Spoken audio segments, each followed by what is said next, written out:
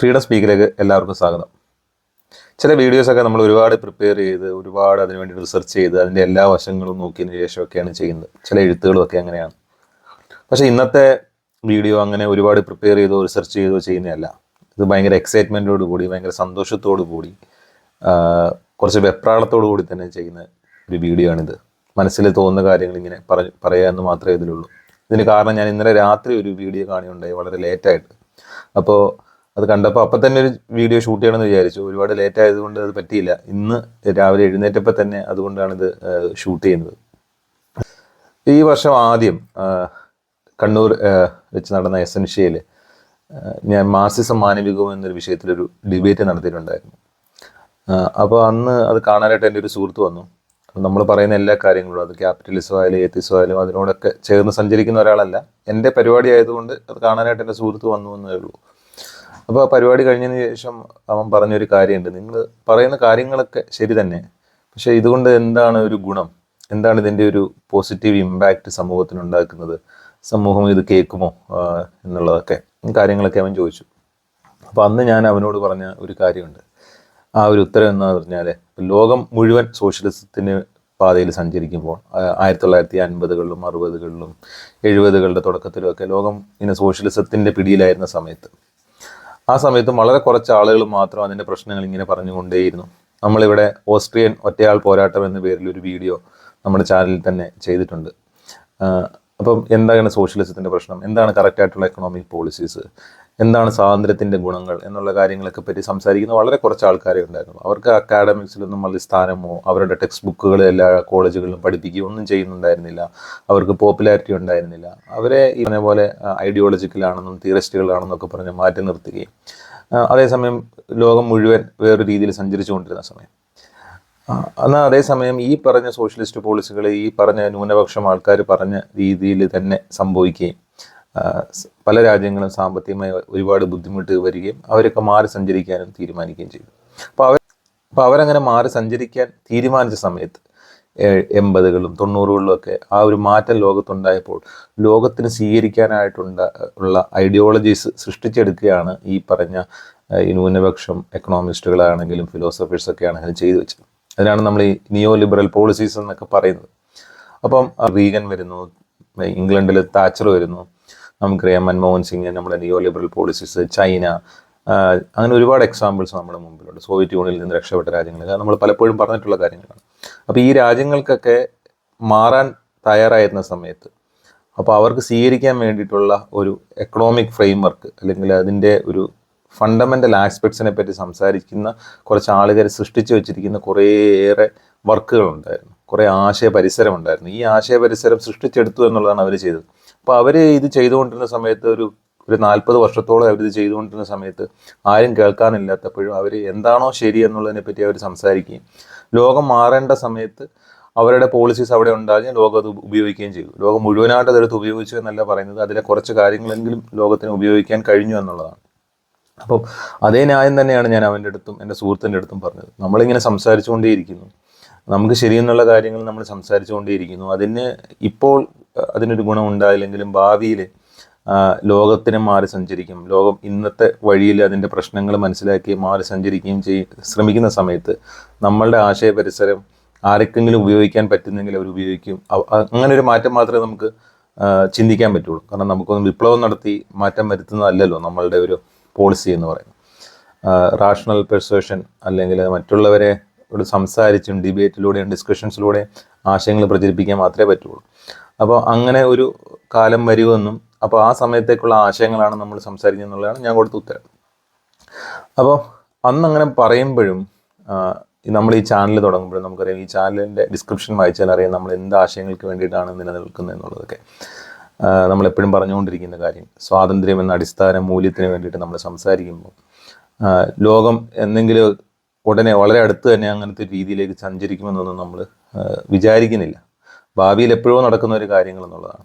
അതുപോലെ തന്നെ നമ്മളിത് പറയുമ്പോൾ ക്യാപിറ്റലിസ്റ്റുകൾ എന്ന് പറയുന്ന ആളുകൾ തന്നെ പറയുന്നുണ്ട്, നിങ്ങൾ കുറച്ചും കൂടെ ആളുകൾക്ക് ഇഷ്ടപ്പെടുന്ന രീതിയിൽ സംസാരിക്കണം. അതായത് ഈ പറയുന്നത് പോലെ നമ്മളൊരു ഐഡിയോളജിക്കലി ഒരു കുറച്ച് റാഡിക്കലായിട്ടുള്ള പൊസിഷനിൽ നിന്ന് സംസാരിക്കരുത്.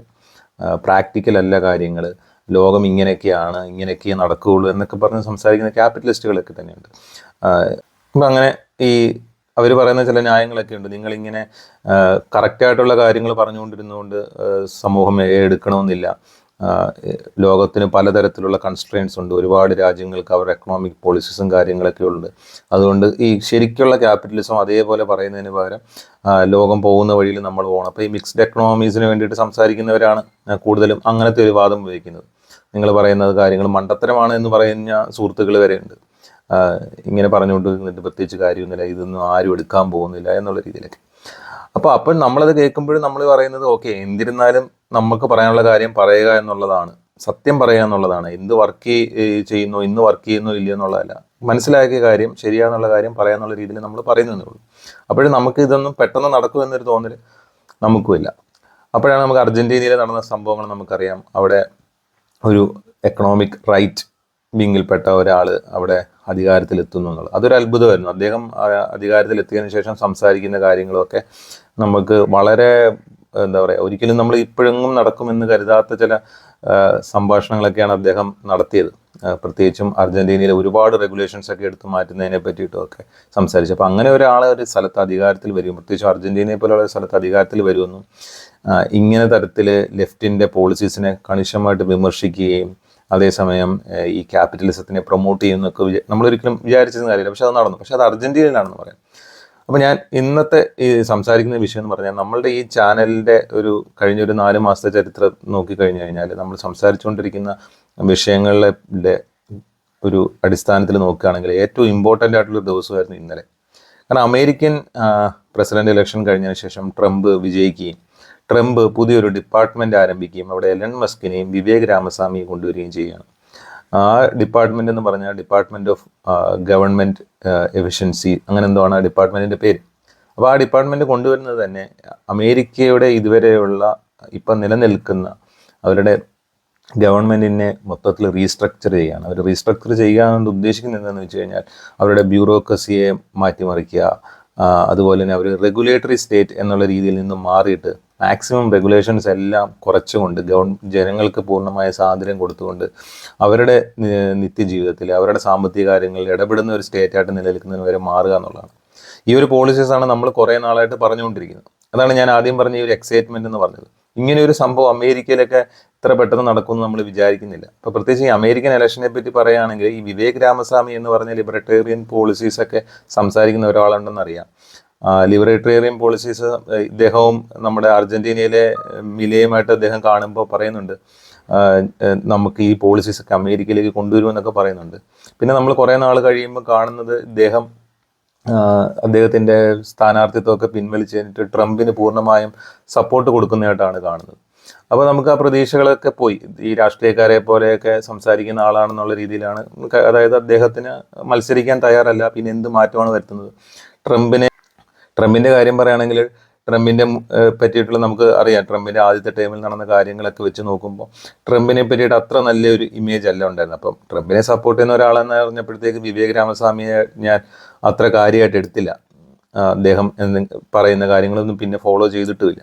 പക്ഷെ അദ്ദേഹത്തിൻ്റെ അടിസ്ഥാനപരമായ ഫിലോസഫി ലിബറട്ടേറിയൻ എന്നറിയാം. പക്ഷേ ട്രംപിനെ സപ്പോർട്ട് ചെയ്ത് വിട്ടു. അമേരിക്കൻ ഇലക്ഷനും അതേപോലെ രീതി തന്നെയാണ് ഞാൻ എടുത്തത്. കാരണം കമല ഹാരിസും ആണെങ്കിലും ട്രംപ് ആണെങ്കിലും ഇപ്പോൾ എന്താണ് വ്യത്യാസം എന്നുള്ളത് നമുക്കറിയാം. കമല കുറച്ചുകൂടെ ലെഫ്റ്റ് ഇൻക്ലൈൻഡാണ്, ഇദ്ദേഹം റൈറ്റ് ഇൻക്ലൈൻഡാണ്. പക്ഷേ ഇദ്ദേഹത്തിൻ്റെ റൈറ്റിൻ്റെ കൂടെ മറ്റ് പല കാര്യങ്ങളും കയറി വരും. പ്രത്യേകിച്ചും കൺസർവേറ്റീവ്സിന് മറ്റ് പ്രശ്നങ്ങളായിട്ടുള്ള മതം ഒക്കെ വരും. അതുപോലെ ഈ അബോർഷൻ റൈറ്റിൻ്റെ കാര്യത്തിലൊക്കെ അബോർഷൻ പാടില്ല എന്ന് വാദിക്കുന്ന ആൾക്കാരൊക്കെയാണ് ഈ ട്രംപ് ഗ്രൂപ്പിലൊക്കെ ഉള്ളത്.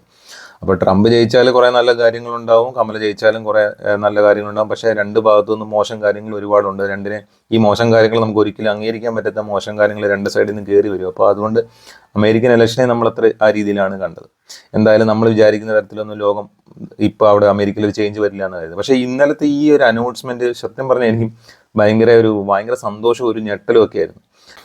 ഞാനത് പറയാൻ കാരണം എന്ന് പറഞ്ഞാൽ ഇങ്ങനെ അതിനകത്ത് വളരെ പച്ചയ്ക്ക് തന്നെ എഴുതിയിരിക്കുകയാണ് അവരെന്താ ചെയ്യാൻ പോകുന്നത് എന്നുള്ള കാര്യങ്ങളൊക്കെ. അപ്പോൾ ആ ഒരു കോണ്ടെസ്റ്റിലാണ് ഞാൻ വിവേകിൻ്റെ വീഡിയോ ഇന്നലെ രാത്രിയിൽ ഞാൻ കാണുന്നത്. വിവേക് ഈ പ്രസംഗം കഴിഞ്ഞ ജൂലൈ മാസത്തിൽ റിപ്പബ്ലിക്കൻ പാർട്ടി അംഗങ്ങളോട് സംസാരിക്കുന്ന ഒരു പ്രസംഗമാണ്. അത് അദ്ദേഹം ഈ ഒരു അനൗൺസ്മെൻറ്റ് വന്നതിന് ശേഷം ഇങ്ങനൊരു ഡിപ്പാർട്ട്മെൻറ്റ് രൂപീകരിക്കുന്നു എന്നും അദ്ദേഹം അതിനകത്തേക്ക് ഉണ്ട് എന്നറിഞ്ഞതിന് ശേഷം ആണ് അദ്ദേഹത്തിൻ്റെ ചാനൽ ഇത് അപ്ലോഡ് ചെയ്യുന്നത്. ഇതിന് മുമ്പ് ഇത് അപ്ലോഡ് ചെയ്തിട്ടുണ്ടോ എന്ന് എനിക്കറിയില്ല. അപ്പോൾ അദ്ദേഹത്തിൻ്റെ സ്റ്റാൻഡ് വളരെ കൃത്യമായിട്ട് പറയുന്നുണ്ട്. അദ്ദേഹം പറയുന്നുണ്ട് പല റിപ്പബ്ലിക്കൻ അംഗങ്ങളും അമേരിക്കൻ ഫസ്റ്റ് അല്ലെങ്കിൽ അമേരിക്കൻ സെൻട്രിക് ഐഡിയോളജി എന്നൊക്കെ പറയുന്നുവെങ്കിലും അതൊരു സ്ലോഗൻ പോലെ, ഒരു മുദ്രാവാക്യം പോലെ ഇങ്ങനെ പറഞ്ഞ് നടക്കുന്നതല്ലാതെ എന്തുകൊണ്ടത് പറയുന്നു, എന്താണ് അതിൻ്റെ അർത്ഥം, അല്ലെങ്കിൽ എന്തുകൊണ്ടാണ് അവരത് ഉദ്ദേശിക്കുന്നതിൻ്റെ അതിൻ്റെ ഒരു ഐഡിയോളജിക്കൽ ഫ്രെയിംവർക്ക് ഒന്നും മനസ്സിലാക്കാതെ പലരും ഇങ്ങനെ പറയുകയാണ് ചെയ്യുക, ഇങ്ങനെ ഏറ്റു പറയുന്നത് പോലെ പറയുകയാണ് ചെയ്യുക. എന്നാൽ തൻ്റെ സ്റ്റാൻഡ് എന്താണെന്ന് കൃത്യമായിട്ട് അദ്ദേഹം അവിടെ പറയുന്നുണ്ട്. അദ്ദേഹം പറയുന്നത് അമേരിക്കയിലെ ഈ നാഷണലിസ്റ്റ് മൂവ്മെൻറ്റിന് രണ്ട് സൈഡുണ്ട്. അതിൽ നാഷണലിസ്റ്റ് ലിബർട്ടേറിയൻ എന്നൊരു സൈഡും നാഷണലിസ്റ്റ് പ്രൊട്ടക്ഷനിസ്റ്റ് എന്ന് പറഞ്ഞൊരു സൈഡുണ്ട്. അതിൽ അദ്ദേഹം നാഷണലിസ്റ്റ് ലിബർട്ടേറിയൻ ആണ് അദ്ദേഹം പറയുന്നത്. അതിനകത്ത് ഈ നാഷണലിസ്റ്റ് പ്രൊട്ടക്ഷനിസ്റ്റ് എന്ന് പറയുമ്പോൾ അതിനകത്ത് എപ്പോഴും അമേരിക്കൻ വർക്കേഴ്സിന് ഉള്ള രീതിയിൽ, അല്ലെങ്കിൽ അമേരിക്കൻ പ്രൊഡ്യൂസേഴ്സിന് ഗുണമുണ്ടാകുന്ന രീതിയിൽ, അമേരിക്കക്കാരന് ഗുണമുണ്ടാകുന്ന രീതിയിലുള്ള പോളിസീസാണ് അവരെപ്പോഴും മുന്നോട്ട് വെക്കുന്നത്. എന്നാൽ വിവേക് പറയുന്ന നാഷണൽ ലിബർട്ടേറിയൻ അല്ലെങ്കിൽ ലിബർട്ടേറിയൻ പോളിസീസ് എന്ന് പറയുമ്പോൾ അങ്ങനെയല്ല. അപ്പോൾ അതെന്താണെന്ന് അദ്ദേഹം അതിനകത്ത് വ്യക്തമാക്കുന്നത്. അത് ഞാൻ വളരെ ചുരുക്കി അതിനകത്ത് ഇവിടെ പറയാം. അതിൽ ഒന്നാമത്തെ കാര്യം അദ്ദേഹം പറഞ്ഞത് അമേരിക്കയുടെ കുറച്ച് നാളായിട്ടുള്ള പോളിസീസ് അത് ചൈനയെ സപ്പോർട്ട് ചെയ്യുന്ന രീതിയിലേക്ക്, അല്ലെങ്കിൽ ചൈനയുടെ ഒരു ഡിപ്പെൻഡൻസി ക്രിയേറ്റ് ചെയ്യുന്ന രീതിയിലേക്ക് കാര്യങ്ങൾ ആയി തീർന്നിട്ടുണ്ട് എന്നുള്ളതാണ് അദ്ദേഹം പറഞ്ഞത്. പ്രത്യേകിച്ചും ഈ മിലിറ്ററി ഉപകരണങ്ങളും ആയുധങ്ങളും ഒക്കെ വാങ്ങുന്ന കാര്യത്തിലാണെങ്കിലും എല്ലാം ചൈനയെ കൂടുതലായിട്ട് ഡിപ്പെൻഡ് ചെയ്യുന്ന രീതിയിലേക്ക് അമേരിക്ക മാറിയിട്ടുണ്ട്. അതൊരിക്കലും അമേരിക്കയുടെ മുന്നോട്ടുള്ള വഴിക്ക് അത് നല്ലതല്ല. നാളെ ഒരു കാലത്ത് ചൈനയായിട്ടൊരു യുദ്ധം വന്നാൽ പോലും ചൈനയിൽ നിന്ന് ഇമ്പോർട്ട് ചെയ്യുന്ന ആയുധങ്ങൾ വെച്ചിട്ട് വേണം ചൈനയോട് യുദ്ധം ചെയ്യാമെന്നൊക്കെ പറയുന്നത് അമേരിക്കയുടെ എക്സിസ്റ്റൻസിന് തന്നെ ഒരു ഭീഷണിയായിട്ടുള്ള കാര്യമാണ്. അതേപോലെ ഫാർമസ്യൂട്ടിക്കൽസിൻ്റെ കാര്യത്തിലാണെങ്കിലും ഡിജിറ്റലായിട്ടുള്ള കാര്യത്തിലുമൊക്കെ ചൈനയോടൊരു ഡിപ്പെൻഡൻസി ക്രിയേറ്റ് ചെയ്യാൻ അമേരിക്ക തുടർന്നു വന്ന പോളിസീസ് മൂലം ഉണ്ടായിട്ടുണ്ട് എന്നുള്ളതാണ് അദ്ദേഹം പറയുന്നത്. അപ്പം അതിൻ്റെ ഒരു ഇതായിട്ട് ഓൾട്ടർനേറ്റീവായിട്ട് എല്ലാ കാര്യങ്ങളും അമേരിക്കയിൽ തന്നെ ഉൽപ്പാദിപ്പിക്കുക എന്നുള്ള രീതിയിലേക്ക് പോകുന്ന രീതിയിലാണ് ഈ നാഷണലിസ്റ്റ് പ്രൊട്ടക്ഷനിസ്റ്റ് മൂവ്മെൻറ്റിലുള്ള ആൾക്കാർ, ആ ക്യാമ്പിലുള്ളവർ പറയുന്നതെന്നാണ് വിവേക് പറയുന്നത്. പക്ഷേ അതിന് പകരം അദ്ദേഹം പറയുന്നത് അങ്ങനെയല്ല വേണ്ടത്. നമുക്ക് വേണ്ടത് മറ്റു രാജ്യങ്ങളുമായിട്ട് സഹകരിക്കുക എന്നുള്ളതാണ്. അവരുടെ അലൈസ് ആയിട്ടുള്ള രാജ്യങ്ങൾ ഇന്ത്യയും ഫിലിപ്പീൻസും ജപ്പാനും മെക്സിക്കോയും അതേപോലെ കുറേ എക്സാമ്പിൾസ് അദ്ദേഹം പറയുന്നുണ്ട്. മറ്റ് ഡെമോക്രസിയെ സപ്പോർട്ട് ചെയ്യുന്ന രാജ്യങ്ങൾ, റൂൾ ഓഫ് ലോ നിലനിൽക്കുന്ന കാര്യങ്ങൾ, മറ്റ് രാജ്യങ്ങൾക്ക് ആക്സസിബിൾ ആയിട്ടുള്ള കാര്യങ്ങൾ, ഡേറ്റ പുറത്തുവിടുന്ന രാജ്യങ്ങൾ, അപ്പോൾ പൊളിറ്റിക്കലി ആണെങ്കിലും ഐഡിയോളജിക്കലി ആണെങ്കിലും അമേരിക്കയോട് ചേർന്ന് പോകുന്ന രാജ്യങ്ങളുമായിട്ട് സഹകരിക്കണമെന്നും ബിസിനസ്സൊക്കെ അങ്ങോട്ട് അവിടെ നിന്ന് കൊണ്ടുവരണമെന്നാണ് പറയുന്നത്. പക്ഷേ അതേസമയം റിപ്പബ്ലിക്കൻ ക്യാമ്പിലെ നാഷണൽ പ്രൊട്ടക്ഷനിസ്റ്റ് മൂവ്മെൻറ്റ് പറയുന്ന എല്ലാ തരത്തിലുള്ള ഔട്ട്സൈഡ് കാര്യങ്ങൾ ഒഴിവാക്കിയതിന് ശേഷം സ്വന്തമായിട്ട് ഉൽപ്പാദിപ്പിക്കുക, അതുവഴി അമേരിക്ക ഫസ്റ്റ് എന്നുള്ള രീതിയിലാണ്. അതാണ് ആ ഒരു ഗ്യാപ്പ് എന്ന് പറയുന്നത്. അപ്പോൾ ഈ വിവേക് പറഞ്ഞ ഈ ഒരു പോളിസി ആക്ച്വലി ഇന്ത്യയെ പോലെയുള്ള രാജ്യങ്ങൾക്ക് വളരെ ഗുണമാണ്. ഇങ്ങനൊരു രീതിയിലേക്കൊക്കെ അവർ പോകുമെന്ന് എനിക്കറിയില്ല. പക്ഷേ ഈ ഒരു രീതിയിലാണ് അമേരിക്ക പോകുന്നതെങ്കിൽ അതിൻ്റെ ഏറ്റവും കൂടുതൽ ഗുണം കിട്ടുന്ന രാജ്യങ്ങളിലൊന്നും ഇന്ത്യ ആയിരിക്കും എന്ന് എനിക്ക് തോന്നുന്നു. കാരണം ചൈനയിൽ മാറ്റി നിർത്തിക്കഴിഞ്ഞാൽ ഇപ്പം മുൻപന്തിയിൽ നിൽക്കുന്ന രാജ്യങ്ങളിലൊന്നും ഇന്ത്യയാണ്. അപ്പം ഇന്ത്യയും അമേരിക്കയും തമ്മിലുള്ള വലിയ രീതിയിലുള്ള സഹകരണത്തിന് അത് വഴിവെക്കുകയും നമ്മളുടെ ഇവിടെയുള്ള കമ്പനീസിന് അങ്ങോട്ട് ധാരാളം ഉൽപ്പന്നങ്ങളൊക്കെ നിർമ്മിച്ചയക്കാനും അതുവഴി നമ്മുടെ എക്കണോമിക്കും അതൊരു ബൂസ്റ്റ് ആകുമെന്നുള്ളൂ. അപ്പോൾ അതാണ് അദ്ദേഹം പറഞ്ഞ ഒന്നാമത്തെ കാര്യം. രണ്ടാമതൊരു മോറൽ ഇക്വലൻസ് ചൈനയും അമേരിക്കയും തമ്മിൽ സൃഷ്ടിക്കാൻ അമേരിക്ക തുടർന്ന് വന്ന പോളിസീസിന് കാരണമായിട്ടുണ്ടെന്നുള്ളതാണ്. അതായത് അമേരിക്കയെ പഠിപ്പിക്കുക, മനുഷ്യാവകാശ പ്രശ്നങ്ങളുടെ പേരിൽ അമേരിക്കയ്ക്ക് ട്യൂഷൻ എടുക്കുന്ന രീതിയിലൊക്കെ ചൈനക്കാർ മാറിയിട്ടുണ്ടെന്നുള്ളതാണ്. അല്ലെങ്കിൽ അതേപോലെയുള്ള മറ്റാൾക്കാർ മാറിയിട്ടുണ്ടെന്നുള്ളതാണ്. ലെഫ്റ്റിൻ്റെ സൈഡിൽ നിന്നുള്ള ആൾക്കാർ മാറിയിട്ടുണ്ട് എന്നുള്ളതാണ് അദ്ദേഹം പറയുന്ന ഒരു കാര്യം. അത് നമുക്കറിയാം. ഈ മനുഷ്യാവകാശ പ്രശ്നങ്ങളാണെങ്കിലും ഈ സ്വാതന്ത്ര്യത്തിൻ്റെ കാര്യത്തിലൊക്കെ ആണെങ്കിലും ചൈനയും അമേരിക്കയും തമ്മിൽ വളരെ വലിയ വ്യത്യാസമുണ്ട്. ചൈനയിൽ എന്ത് നടന്നാലും ലോകത്തെങ്ങും അറിയത്തില്ല. അവിടെയുള്ള ഈ ഗവൺമെൻറ്റിനെതിരെ ഒരാൾ പറഞ്ഞു കഴിഞ്ഞാൽ അയാളുടെ ജീവൻ തന്നെ പോകുന്ന അവസ്ഥ. പത്രസ്വാതന്ത്ര്യമില്ല, എന്താണ് നടക്കുന്നതിനെ പറ്റി ഒരു സുതാര്യതയില്ല, വൺ പാർട്ടി സ്റ്റേറ്റാണ്, മറ്റുള്ളവർക്ക് പൊളിറ്റിക്കൽ ഫ്രീഡം ഇല്ല, അങ്ങനെയുള്ള ഒരുപാട് പ്രശ്നങ്ങളുണ്ട്. അങ്ങനെയുള്ളൊരു അതുപോലെ തന്നെ അവിടുത്തെ മുസ്ലിംസിനെതിരെ നടക്കുന്ന പ്രശ്നങ്ങളൊക്കെ നമുക്കറിയാം, ചൈനയിൽ നടക്കുന്ന കാര്യങ്ങളൊക്കെ. പക്ഷേ ഇങ്ങനെയൊക്കെ ഇരുന്നാലും ചൈന അമേരിക്കയെ പഠിപ്പിക്കുക, നിങ്ങൾ അമേരിക്കയിൽ ഒന്നോ രണ്ടോ ചെറിയ പ്രശ്നങ്ങൾ നടക്കുമ്പോൾ അതിനെ പർവ്വതീകരിച്ച് കാണുകയും അമേരിക്കയാണ് മോറലി ഭയങ്കര പ്രശ്നമാണെന്ന് നമുക്കറിയാം. നമ്മുടെ ഇവിടുത്തെ ഈ നിയോ ലിബറൽ പോളിസീസിനെതിരെ സംസാരിക്കുന്ന പല ആൾക്കാരും, ഈ സുനിൽ പീളയിടം പോലെയുള്ള ആൾക്കാരും ഒക്കെ എപ്പോഴും അമേരിക്കയുടെ വലിയ പ്രശ്നങ്ങളൊക്കെ പറയും. അതേസമയം ഈ പറയുന്ന ഇപ്പുറത്തെ സൈഡിനെ പറ്റി പറയാതിരിക്കുന്ന ഒരു ടെൻഡൻസി നമ്മൾ കാണുന്നുണ്ട്. അത് തന്നെ ലോകത്ത് നടക്കുന്ന ഒരു സംഭവത്തിൻ്റെ പ്രതിഫലനമാണ് അത് തന്നെ. അപ്പം അങ്ങനെ ഒരു രീതിയിലേക്ക് നമ്മൾ പോകേണ്ട കാര്യമില്ല, അതിന് വകവെച്ച് കൊടുക്കേണ്ട കാര്യമില്ല എന്നുള്ളതാണ് ആ ചൈനയെ പറ്റി പറഞ്ഞപ്പോൾ രണ്ടാമത് പറഞ്ഞ കാര്യം. പിന്നെ മൂന്നാമത് അദ്ദേഹം പറഞ്ഞത് ഇമിഗ്രേഷൻ പോളിസിയെ പറ്റിയിട്ടാണ്. ഈ ഇമിഗ്രേഷൻ പോളിസിയെ പറ്റിയിട്ട് പറഞ്ഞപ്പോഴും അദ്ദേഹത്തിന് പറയുന്നത് ഈ നാഷണലിസ്റ്റ് പ്രൊട്ടക്ഷനിസ്റ്റ് മൂവ്മെൻറ്റിലുള്ള ആൾക്കാർ പറഞ്ഞത് അമേരിക്കയെ പ്രൊട്ടക്ട് ചെയ്ത് നിർത്തണം എന്ന് പറയുമ്പോൾ പുറത്തുനിന്നുള്ള ജോലിക്കാർ ഇവിടെ വരണ്ട, അമേരിക്കക്കാർ ജോലി ചെയ്യട്ടെ, അമേരിക്കക്കാർ ജോലി ചെയ്യുമ്പോൾ അത് അമേരിക്കൻ ജോലിക്കാർക്കാണ് ഗുണം. നേരത്തെ പ്രൊഡ്യൂസ് ചെയ്യുന്നതിനെ പറ്റി പറയുന്ന പോലെ തന്നെ കമ്പനീസ് ഇങ്ങോട്ട് വരുന്നതിന് പകരം നമ്മൾ ഇവിടുത്തെ കമ്പനി തുടങ്ങിയും ഇവിടുത്തെ ജോലിക്കാരെ വെക്കുകയും, അപ്പോൾ പുറത്തുനിന്ന് വരുന്ന ആൾക്കാരെ ജോലിക്ക് എടുക്കുന്നതിന് പകരം ഇപ്പോൾ അമേരിക്കക്കാർക്ക് വേണ്ടി ജോലി മാറ്റി വെക്കുക എന്നുള്ള രീതിയിലേക്കുള്ളതാണ് പറയുന്നത്. അതിനോട് ഇദ്ദേഹം യോജിക്കുന്നില്ല. ഇനി ഇമിഗ്രേഷൻ്റെ കാര്യത്തിലാണെങ്കിൽ തന്നെയും അമേരിക്ക ഇതുവരെ തുടർന്നു കൊണ്ടുവരുന്ന പോളിസീസ് കാരണം അമേരിക്കയെ കുറച്ച് നഷ്ടങ്ങൾ ഉണ്ടായിട്ടുണ്ടെന്നുള്ളതാണ് വിവേക് പറയുന്നത്. അതായത് ആർക്ക് വേണേലും ഇവിടെ വരാം, അല്ലെങ്കിൽ കുറച്ച് ഈ ഇല്ലീഗൽ ഇമിഗ്രേഷൻ്റെ കാര്യം വേറെ തന്നെ. ലീഗലാണെങ്കിൽ തന്നെ ഒരുപാട് ആൾക്കാർ അമേരിക്കയിലേക്ക് വരുന്നതിൻ്റെ പേരിൽ കുറേ പ്രശ്നങ്ങൾ ഉണ്ടായിട്ടുണ്ട്. അപ്പോൾ ആ പ്രശ്നങ്ങൾ രണ്ട് രീതിയിലാണ്. ഈ നാഷണൽ പ്രൊട്ടക്ഷനിസ്റ്റ് മൂവ്മെൻറ്റിലുള്ള റിപ്പബ്ലിക്കൻ പാർട്ടിയിലെ ആൾക്കാർ അതിനെ കാണുന്നത്, ആൾക്കാർ വരുമ്പോൾ ഇവിടെയുള്ളവരുടെ അവസരം കുറയുന്നു, അപ്പോൾ അമേരിക്കക്കാർക്ക് ജോലി കിട്ടണം, അപ്പോൾ അമേരിക്കക്കാർക്ക് ജോലി കിട്ടണമെങ്കിൽ പുറത്തുനിന്നുള്ള ആൾക്കാർ ചീപ്പ് ലേബർ ഇങ്ങോട്ട് വരുന്നത് തടയണം എന്നുള്ള രീതിയിലാണ് അവർ സംസാരിക്കുന്നത്. അപ്പം ആ ഒരു രീതിയിലല്ല വിവേക് അതിനെ നോക്കിക്കാണുന്നത്. വിവേക് പറയുന്നത് ആൾക്കാരെ ഇങ്ങോട്ട് വരുന്നത് നമ്മൾ സ്വാഗതം ചെയ്യണമെന്നുള്ളതാണ്. അദ്ദേഹത്തിൻ്റെ പോളിസീസ് അനുസരിച്ചിട്ട് പുതിയ ചീപ്പ് ലേബർ ആണെങ്കിൽ ഇങ്ങോട്ട് വരുന്നത് അമേരിക്കയ്ക്ക് ഗുണമാണ്. അമേരിക്കയ്ക്ക് വളരെ ചീപ്പായിട്ടുള്ള പ്രൊഡക്ട്സ് ക്രിയേറ്റ് ചെയ്യാൻ പറ്റും, അത് ലോകത്തിലേക്ക് കയറ്റി ചെയ്യാൻ പറ്റും. അല്ലാതെ ഒരിക്കലും ആരെയും പ്രൊട്ടക്റ്റ് ചെയ്തുകൊണ്ട് എക്കണോമി സംരക്ഷിക്കാൻ പറ്റുമെന്ന് അദ്ദേഹം കരുതുന്നില്ല. അത് തന്നെയാണ് നമ്മളും പറഞ്ഞുകൊണ്ടിരിക്കുന്നത്. നമുക്ക് ഒന്നിനെയും പ്രൊട്ടക്റ്റ് ചെയ്തിട്ട് നിലനിർത്താൻ കഴിയില്ല എന്നുള്ളത്, കോമ്പറ്റീഷനിലൂടെ മാത്രമേ പറ്റുള്ളൂ. അപ്പോൾ പുറത്തുനിന്നുള്ള ആൾക്കാർ വരുന്നതിനെ വിവേക് എതിർക്കുന്നത് അതുകൊണ്ടല്ല. വിവേക് പറയുന്ന കാര്യം എക്സാംസും കാര്യങ്ങളൊക്കെ കുറച്ചുകൂടെ സ്ട്രിക്റ്റ് ആക്കണം, കറക്റ്റായിട്ട് സ്കിൽഡ് ആയിട്ടുള്ള ആൾക്കാരെ മാത്രമേ എടുക്കാൻ പാടുള്ളൂ. അതുപോലെ തന്നെ അമേരിക്കൻ വാല്യൂ സിസ്റ്റത്തിനോടും അമേരിക്കൻ പോളിസീസിനോടും ഒക്കെ കൂറുള്ള ആൾക്കാർ മതി ഇങ്ങോട്ട് വരുന്നതെന്നുള്ളതാണ്. അതാണ് പ്രധാനപ്പെട്ട പോയിന്റ്. അല്ലാതെ ആൾക്കാരെല്ലാം ഇങ്ങോട്ട് വരുന്നു, അവരവരുടെ കാര്യം നേടിയെടുക്കുകയും അതോടൊപ്പം തന്നെ അവരുടെ ഉള്ളിലുള്ള ഐഡിയോളജീസ് ഒക്കെ ഇവിടെ പരത്താനുള്ള ഒരു ശ്രമം. അതായത് അമേരിക്ക മുന്നോട്ട് വെക്കുന്ന ഒരു കോർ ആയിട്ടുള്ള കുറേ കാര്യങ്ങളുണ്ട്.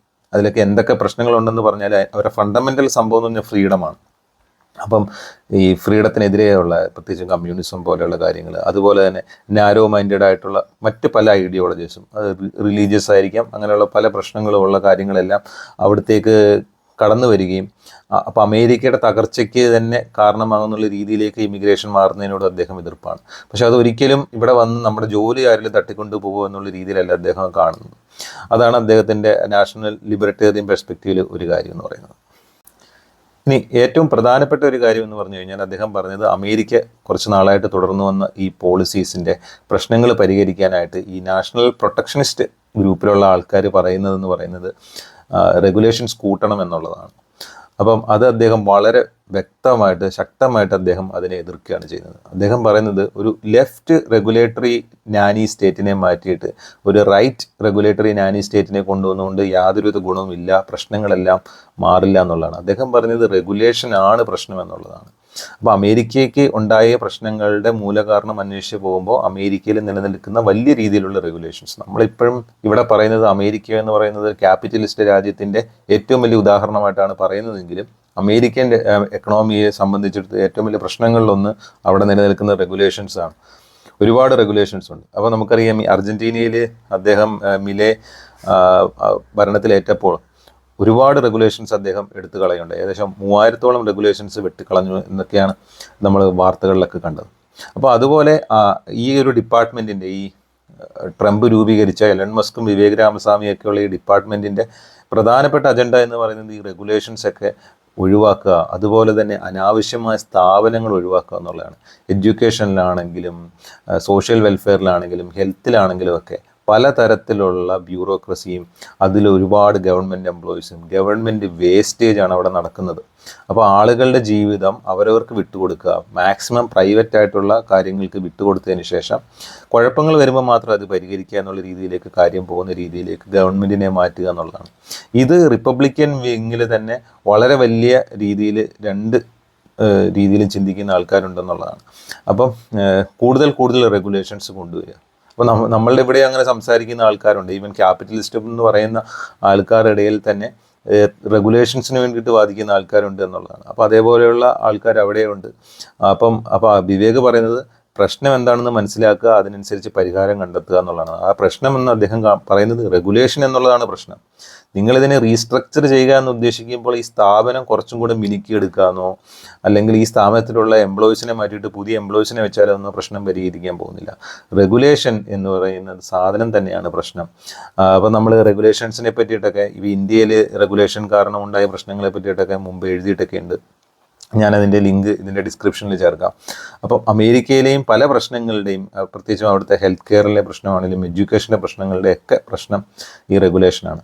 അപ്പോൾ ഈ റെഗുലേഷനെ ഒഴിവാക്കുക എന്നുള്ളതാണ് വിവേകിൻ്റെ പോളിസി, അല്ലെങ്കിൽ ഈ നാഷണൽ ലിബറേറ്റേറിയൻ സൈഡ്. ഇതാണ് അദ്ദേഹം പ്രധാനമായിട്ട് ആ പ്രസംഗത്തിൽ പറഞ്ഞ 3 കാര്യങ്ങൾ. അപ്പോൾ അന്ന് ഈ ജൂലൈയിൽ അദ്ദേഹം ഇത് പ്രസംഗിച്ച അന്ന് ഞാനിത് കണ്ടിരുന്നെങ്കിലും ഞാനത് ഒരിക്കലും ഇതൊക്കെ ഇപ്പം ഇങ്ങനെ പ്രസംഗിച്ച് നടക്കുന്നു, ട്രംപ് അധികാരത്തിലെത്തിക്കഴിഞ്ഞാൽ ഇതൊന്നും എടുക്കില്ല എന്നൊക്കെ ഞാൻ കരുതുന്നുണ്ടായിരുന്നുള്ളൂ. അപ്പോഴാണ് ഇത് ഞാൻ ഇന്നലെ ആ ഒരു അനൗൺസ്മെൻറ്റ് വന്നതും ഇത് കണ്ടതും വളരെയധികം ഞെട്ടലുണ്ടാകും. കാരണം ഇങ്ങനെയൊക്കെയും ഈ ലോകത്ത് നടക്കുന്നുള്ളൂ എന്ന് ആലോചിക്കുമ്പോൾ എന്നറിയില്ല, ഭയങ്കര സന്തോഷം. ഇപ്പം ഇങ്ങനെയൊക്കെ പറയുന്നെങ്കിലും ഇതിൻ്റെ ഒരു ഫ്യൂച്ചറിൽ ഇതൊക്കെ എങ്ങനെ പോകും, ഈവൻ ഈ പറയുന്ന വിവേക് രാമസ്വാമി ആണെങ്കിലും എലൺ മസ്ക് ആണെങ്കിലും ട്രംപ് ആണെങ്കിലും ഇങ്ങനെ ഒരു ഡിപ്പാർട്ട്മെൻറ്റ് ഉണ്ടാക്കി എന്നുള്ളതിൻ്റെ പേരിൽ ഇവർ ഈ പറയുന്ന ഐഡിയോളജിയിൽ എത്രത്തോളം സഞ്ചരിക്കുമെന്നോ ഒന്നും പ്രെഡിക്റ്റ് ചെയ്യാൻ പറ്റില്ല. ചിലപ്പോൾ ഇങ്ങനെയൊക്കെ പറയുന്നെങ്കിലും എല്ലാം പ്രവർത്തിച്ച് തുടങ്ങുന്നെങ്കിലും ചിലപ്പോൾ മനുഷ്യരാണ്, അവരുടെ താല്പര്യത്തിനനുസരിച്ച് കാര്യങ്ങൾ മുന്നോട്ട് പോവുകയും അവരുടെ വ്യക്തി താല്പര്യങ്ങൾക്കനുസരിച്ചിട്ട് ചിലപ്പോൾ അവർ വെള്ളം ചേർക്കുകയും അല്ലെങ്കിൽ കാര്യങ്ങൾ അവർക്ക് അനുകൂലമായ രീതിയിൽ കൊണ്ടുപോയില്ല എന്നൊന്നും പറയാൻ പറ്റില്ല. അങ്ങനെയുള്ള യാതൊരുവിധ പ്രഡിക്ഷൻസും ചെയ്യാൻ പറ്റുന്നില്ല. പക്ഷേ ഐഡിയോളജിക്കലി ഇതൊരു വലിയ മാറ്റമാണ് ലോകത്തിന്. ഒരിക്കലും ഈ അടുത്തൊന്നും നടക്കുമെന്ന് പ്രതീക്ഷിക്കാത്ത ഒരു വലിയ മാറ്റം കണ്ടതിൻ്റെ സന്തോഷത്തിലാണ്, എക്സൈറ്റ്മെൻറ്റിലാണ്. അപ്പം തുടർന്ന് ഇത് അമേരിക്കയിൽ ഇതൊരു വിജയമാകുകയും ചെയ്തു കഴിഞ്ഞാൽ മറ്റ് രാജ്യങ്ങളിലേക്കും അത് പടരുമെന്നുള്ളതാണ്. ഒരു സ്ഥലത്ത് ഒരു സംഭവം, പ്രത്യേകിച്ച് അമേരിക്ക പോലെയുള്ള ഫ്രണ്ടിൽ നിൽക്കുന്ന രാജ്യം, ഞാൻ അതാ പറഞ്ഞ അർജന്റീന എന്ന് പറയുന്ന വലിയ പ്രാധാന്യമില്ലാത്തൊരു രാജ്യം പോലെയല്ല അമേരിക്ക എന്ന് പറയുന്ന ഇപ്പോഴും ലോകത്തിലെ ഏറ്റവും പ്രധാനപ്പെട്ട രാജ്യങ്ങളിലൊത്ത് ഇങ്ങനൊരു ഐഡിയോളജിക്കൽ ഷിഫ്റ്റ് സംഭവിക്കുകയും ആ പോളിസീസിൻ്റെയൊക്കെ ഗുണം കണ്ടു എന്ന് മനസ്സിലാക്കുമ്പോൾ, പ്രത്യേകിച്ച് ഗവൺമെൻറ് സ്പെൻഡിങ് കുറയ്ക്കുക എന്ന് പറഞ്ഞ കാര്യം, അത് ഗവൺമെൻറ് സ്പെൻഡിങ് എന്ന് പറയുന്നത് ഇന്ത്യയെ പോലെയുള്ള രാജ്യങ്ങൾക്കൊക്കെ വളരെ വലിയ പ്രശ്നമായി മാറിക്കൊണ്ടിരിക്കുകയാണ് ഗവൺമെൻറ് സ്പെൻഡിങ് എന്ന് പറയുന്നത്. അമേരിക്കയിലും അത് തന്നെ. അമേരിക്ക വളരെ വലിയ രീതിയിൽ സ്പെൻഡിങ് ചെയ്യുന്നുണ്ട്. അവർ പിന്നെ മറ്റ് രാജ്യങ്ങളിലെ യുദ്ധങ്ങളെ സഹായിക്കാനും ഒക്കെ അവരത് ചെയ്യുന്നുണ്ട്. അപ്പോൾ ആ ഒരു സ്പെൻഡിങ് കുറയ്ക്കുമ്പോൾ അതിൻ്റെ ഗുണം അതിൻ്റെ ഒരു ഗുണം മനസ്സിലാക്കുകയും മറ്റ് രാജ്യങ്ങളും ഗവൺമെൻറ് സ്പെൻഡിങ് കുറയ്ക്കുകയും അപ്പോൾ അതിനനുസരിച്ച് ഇൻഫ്ലേഷൻ കുറയുകയും നമ്മുടെ കയ്യിലുള്ള പൈസയുടെ മൂല്യം അതേപോലെ നിലനിൽക്കുകയും പ്രൈവറ്റ് സ്ഥാപനങ്ങൾക്ക് വളരാനുള്ള ഇതുണ്ടാക്കുകയൊക്കെ ചെയ്തു കഴിഞ്ഞാൽ ലോകം മുഴുവൻ കുറച്ചും കൂടെ മുന്നോട്ട് പോകാനാണ് സാധ്യത. അപ്പോൾ പട്ടിണി മാറ്റുന്നതിൻ്റെ നിരക്കൊക്കെ ഈ പറയുന്ന ഈ ഡെവലപ്പിംഗ് നേഷൻസും ആ രീതിയിലുള്ള പോളിസീസിലൊക്കെ പോയി കഴിഞ്ഞാൽ നല്ല രീതിയിൽ മുന്നോട്ട് പോകുന്നതാണ് തോന്നുന്നത്. അതുപോലെ വിവേക് പറഞ്ഞ ഒരു കാര്യം ഞാൻ പറയാൻ മറന്നുകയും, അത് ഒരു പ്രധാനപ്പെട്ട ഒരു കാര്യം പറഞ്ഞാൽ ഈ ക്ലൈമറ്റിൻ്റെ കാര്യത്തിലാണ്. ഈ ക്ലൈമറ്റ് റെസ്ട്രിക്ഷൻസ്. അപ്പോൾ ചൈന പലപ്പോഴും ഈ ക്ലൈമറ്റ് റെസ്ട്രിക്ഷൻസിൽ നിന്ന് രക്ഷപ്പെടുക എന്നാണ് വിവേക് ആരോപിക്കുന്നത്. കാരണം ചൈന എപ്പോഴും ഡെവലപ്പിംഗ് കൺട്രി എന്ന രീതിയിലാണ് മുന്നോട്ട് വെക്കുന്നത് ലോകത്തിന് മുന്നിൽ. പക്ഷേ ചൈന അറിയാം, രണ്ടാമത്തെ ഏറ്റവും വലിയ എക്കണോമിക്കലി ഡെവലപ്ഡ് ആയിട്ടുള്ള രണ്ടാമത്തെ വലിയ രാജ്യമാണ് അമേരിക്ക കഴിഞ്ഞാൽ. പക്ഷേ ആ ലിസ്റ്റിൽ ചൈന എപ്പോഴും ഡെവലപ്പിംഗ് കൺട്രി എന്ന് പറഞ്ഞ പേര് കൊണ്ട് റെസ്ട്രിക്ഷൻസ് ഒന്നും ചൈന ഏറ്റെടുക്കുകയില്ല.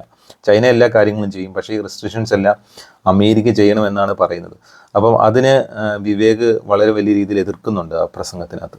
അപ്പം ആ കാര്യത്തിലാണെങ്കിൽ പോലും അതും ഇന്ത്യക്ക് അനുയോജ്യമായിട്ടുള്ള ഒരു നിലപാടാവുമെന്നാണ് എനിക്ക് തോന്നുന്നത്. ഞാൻ മനസ്സിലാക്കിയെടുത്തോളം ഇന്ത്യ ഈ പറയുന്ന ഈ ക്ലൈമറ്റ് ചേഞ്ചിനെതിരെയുള്ള പോരാട്ടത്തിൽ ഇന്ത്യ ഒരു എടുത്തുചാട്ടം നടത്തുകയും, നമുക്കറിയാം ഇന്ത്യ എന്ന് പറഞ്ഞാൽ 150 കോടിയോളം ജനങ്ങളുള്ള വളർന്നുകൊണ്ടിരിക്കുന്ന ഒരു രാജ്യമാണ്. നമുക്ക് ഒരുപാട് എനർജി ആവശ്യമുണ്ട്.